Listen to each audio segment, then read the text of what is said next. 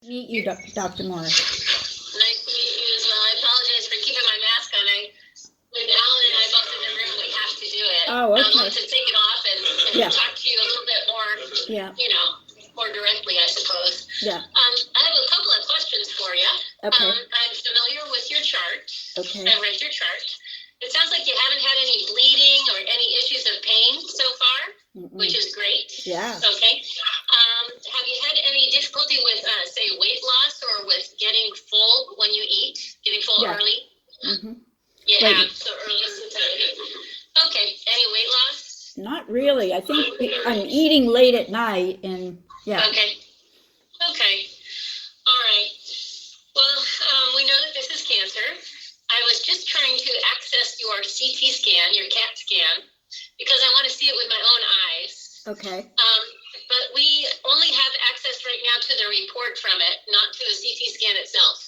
So we are going to contact your hospital and get them to electronically send us the CAT scan. Okay. That would help a lot with operative planning, with planning for the operation, and exactly what part of your colon needs to come out. But I still have a good general idea, and I'm very happy to talk with you about that. Okay. Okay. So I'm gonna find a diagram. Okay. To explain this. Are you all by yourself today? No, my son is here with me. Good morning. Oh, good. Hi. Hi. Whoops. There you are. Yep. You're the pertinent one then. So he's listening. Yeah. Okay, yeah. It's always great to have somebody else there too, because after our conversation, you're probably going to be remembering it, and it's good to have two people at least. He's who are great. trying to do that. He's great. Okay, awesome. This is, by the way, you might know my uncle out there in Galt, Brad Robertson. Do you know him? Do you know Brad? No, we do not. Oh, sorry. Okay. Yeah, no, we're way out here in Lodi. Yeah. Okay, all right. This is a cartoon of the colon. Yep. Okay, and I'm going to draw on it Okay. as I talk. Okay. All right. So this is the right side Yes. coming up, goes across, comes down here to the rectum and out of your bottom. Yep. Okay. As near as I can tell from the reports, the cancer is right here, Yeah. right in the middle of the transverse colon. Okay. There's a couple things we do about that. The CT scan is going to show me exactly where is the blood supply that's feeding both the colon, where are the arteries that are feeding both the colon and feeding your cancer, okay? It's a little bit, it's very similar, but there are some important differences in everybody. If the blood supply is way over here, then I would take out this part of your colon and leave that blood supply intact. Okay. If the blood supply is right in the middle, I might have to take a little bit more colon. Oh. Okay, so that's just a real important sort of factor in the operation to take this out. Yeah. Now, a lot of women who are your age who've had kids, their colon doesn't look completely like this. It kind of gets a little bit stretched out over time. They get kind of a lot of constipation. We surgeons believe that that's because they put off going to the bathroom because they're taking care of everybody all the time. That's true. And so sometimes that transverse colon dips way down in the middle. I don't know if you can see that. Yeah, I can. If that's so here's the upside of that, of constipation and the bowels being extra long and stuff like that. The upside is it tends to be really easy to take it out. Oh, okay. Okay, it kind of stretches out the blood supply. Yeah. And sometimes we can just take it out just like this. Just take out this portion. Nice. And put those two ends back together. Wow. It's really nice when we can do that because it makes the operation faster. Yeah. People get better faster, and we can keep our incisions smaller. Yeah. So there's a lot to like. There's a lot to like about that. But in any event, every operation basically proceeds the same way. We divide the blood supply.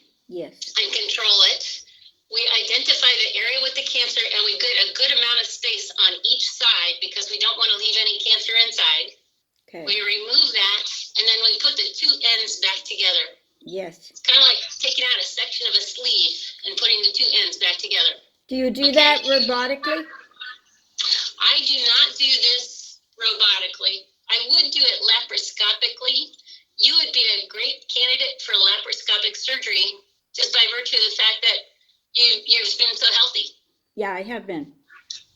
And then also your gender and your age. All of those things make you a good candidate for doing this laparoscopically. Okay, that would keep the incision small. Yeah. But in every operation, there is always a risk that if we find any surprises, Yeah. that for safety reasons we might have to extend the incision and do it the old-fashioned way. Mm-hmm. For somebody that looks like you, based on what I'm seeing right here, that would probably be an incision that would be the old-fashioned type of incision would probably be about maybe 6 inches long. Yeah. Okay. Mm-hmm.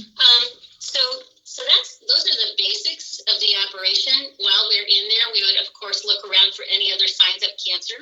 Yes. But CAT scans have really gotten very, very good. They're even better than they were 5 years ago. Yes. And so they tend to be extremely reliable. Okay. But we'll still look around for any other evidence of cancer. Yes. After that, you'd be in the hospital probably for about 3 or 4 days, but we would tailor it according to what you need. Okay. Then we would want you to really take it easy for about 6 weeks. You could walk as much as you want. You could climb stairs, but you couldn't lift or twist. Sure. I can drive. I can drive. You could drive as long as you're not on narcotics. Yeah. Okay. So if we don't find anything more in there, then would that be, and you get it? Is that, would that be considered stage 2, or you don't know till you get in there? We don't know until we have it out of your body and we're looking at it under a microscope. Sure. And then, okay, so you take the lymph nodes, right? Exactly. We take the lymph nodes, we have to look at those under a microscope, and then we would know. That usually takes about 5 business days. Okay. All right. The other thing, of course, I'm concerned about how many trips back and forth. Yeah. I understand. We would try to group this as much as we could. For example, we need to have you see the anesthesiologist beforehand, and we also need to do a COVID test beforehand, so we would look those together on the same day. Okay.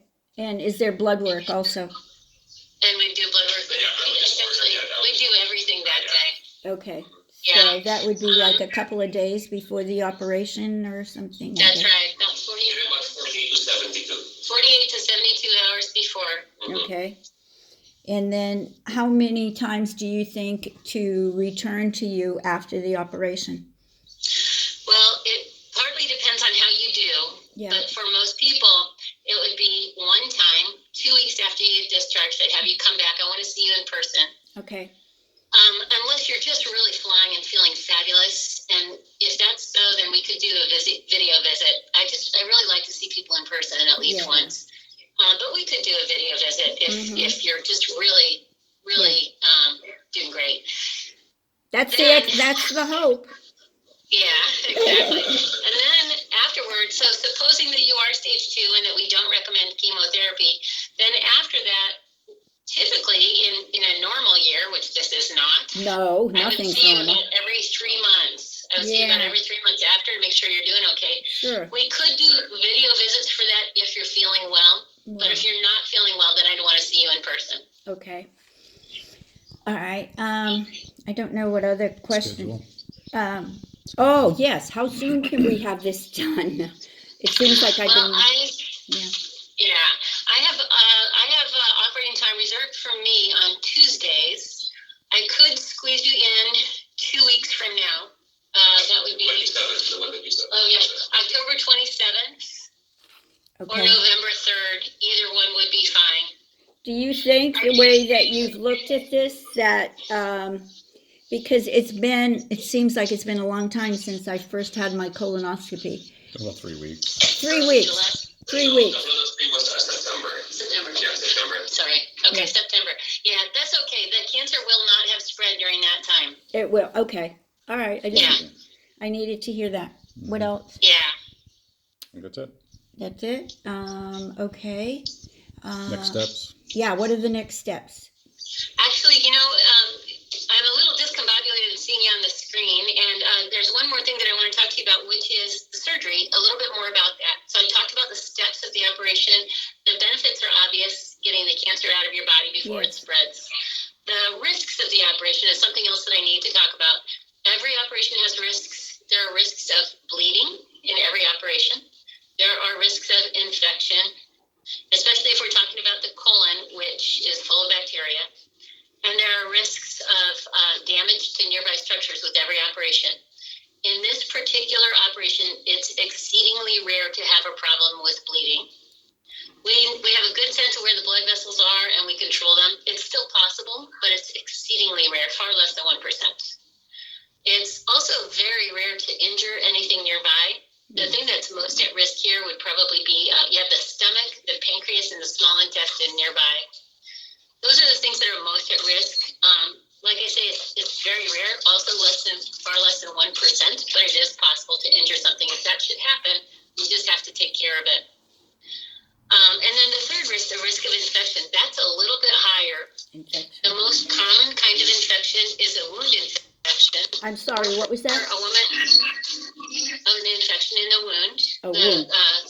Yeah, which would be probably we probably would have to make an incision about this big to remove. This might be hard to see on video, but I have to make an incision about 2 inches to remove the cancer. Okay.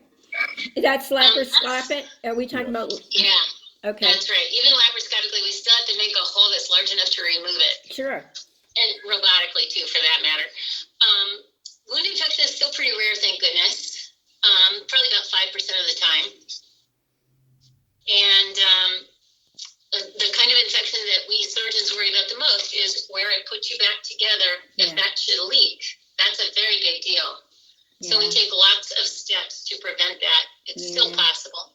But it Okay. will be on my mind because my job is to be thinking about those things. Okay, All right? yes. What is the advantage of robotic over laparoscopic? That's a great question. In terms of the cancer care, there's no advantage one way or the other. Robotic tends to use, they use more small incisions, whereas laparoscopic, we use fewer small incisions. But that's kind of it. A lot of people are being trained in robotics Yeah. now, and so there's some excitement about it. Right, But for this type of cancer, I don't really see an advantage. There are Okay. other types of cancer where I do think robotic approach is advantageous, like prostate cancer, something you will never experience. no. And some, You can still see her. Tell her you can speak. I can see you.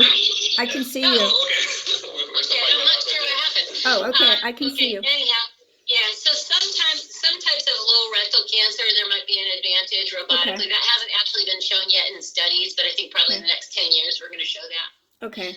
Yeah. I just don't know what other questions I might have. You've been very thorough, and I appreciate that very much. Sure, no problem. Yeah, just anxious to get it out. Yeah, Yeah. I understand. Yeah. Okay. Yeah. All right, and how about your son? Any questions from him? Nope, just next steps. Oh, can't you say hello? Say hello. Hello. Dr. Morris, this is a video we have to do a video Can I with ask you and some and questions, and then it will be laparoscopic hospital She's and not partial an colectomy. oncologist. Yes. Yeah. He's what? I'm going to turn this over to Alan. He's not an oncologist. Michael is. Can I ask you if by chance you would know, just by chance, Dr. Michael Jensen from up there in Washington? He's done a lot. He had a research center, and he has a new research center, and he's done a lot for pediatric cancer, and he travels all around. I didn't know if it's a nephew. And of course, he wants me to go to Stanford. He's like, Yeah. he wants me to get out of Lodi and go to Stanford. But you don't. I don't know him. He's Yeah. a pediatric oncologist. Yes, and he has a Okay, research yeah. center. Okay. I don't know him, but if he does, do you know what kind of research he does? It's immunotherapy at the Bentown Cancer Center in Washington. Ah. Yeah. Oh, okay. Sure. Yeah, I don't know him. I'm sure that I know people who know him. I did some if he- training up there. Oh, okay. Yeah, I'm sure that you do too. Yeah. Yeah, he's quite well known, but he does travel around a lot. If he ever wanted to speak with you or anything, would that be okay? Anytime. It would be fine for him to call me anytime. Let me give you my number. Okay. This is my mobile, and if he Okay. wants to call and chat, Okay, Really, anytime is fine. If I'm scrubbed in the operating room, of course, I'll have to call him back. yes, okay, It is 650 yes, 206 yes, 3874. okay, And wonderful, I'm going to spell out my name because it's okay, an unusual name. ARDEN yes, Morris. Morris. That's right. Got it. Yeah. Thank you. You Yeah. did, yeah, I'm very pleased. And so I guess I just got to be patient a little while longer. Yeah. We can get you in pretty quickly though. The 27th, if that works for you. Okay, all right, Okay. I'll finish up. Alan's going to do the consent form, and thank then you. we'll start putting everything Will in place. I see you before the operation, or when I come up, I won't see you, I'll just do COVID and the testing? I will not see you? I would really like to see you in person, Yeah. but it may be that for the timing, I'm not sure if it's going to work out. Because if the 27th is a Tuesday, so that means we'd have to get your testing and stuff on the Sunday, right? When Yes, you can do that. They're open. Actually, anesthesia, that is a regular work day. Oh, okay. Anesthesia. Sunday is a regular work day for anesthesia. Of course, I think That's if a you good live far, anesthesia can do a video Oh, of they the can actual do. physical exam they can do on the pre-op area. It depends on them. Okay. COVID testing is open on Sundays. So Great, it's a blood draw. that would be really Yeah, helpful. It's just the anesthesia, it depends on them, how they want it to be. Okay. But we've been seeing patients where if they live far, they Yeah. use video. Okay. If you want, our clinic is only open on regular weekdays, Yes. and so I have clinic time on Wednesdays. If you wanted to come over before, I'd be happy to see you in person. Thank you. If you prefer that we just meet in person in the pre-op area, I'm okay with that. Okay, Okay. like the blood work that has to be done, I couldn't get that, well, if I get it at the same time as the COVID, that's fine, right? Yes, Yeah, yes, yes, Yeah. yes, Okay. yes. Exactly. I can give you more details on the month. Okay. Alan will give you more details Okay. too. Thank All you right? for your Real time. nice to meet you. Mhm. Very nice to meet you. I'll finish up.